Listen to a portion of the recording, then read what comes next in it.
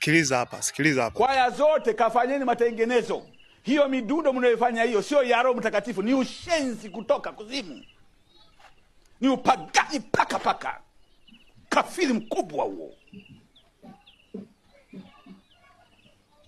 Na hao wazee wanawaogopa kwa mimi siogopi. I don't mind. Sehemu zote mimi nikiangalia nyuma sina shida. Maana pote nilipopita ushenzi unasema stop it.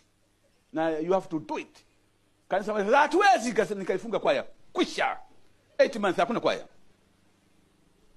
Hatuwezi kuendekeza ushenzi ndani ya kanisa. Sema tufanye nini? Na una authority mikononi mwako.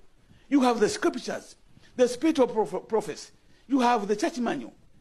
Sasa tufanye nini? Ufanye nini? Toka, acha kazi. Toka, acha uzee wa kanisa.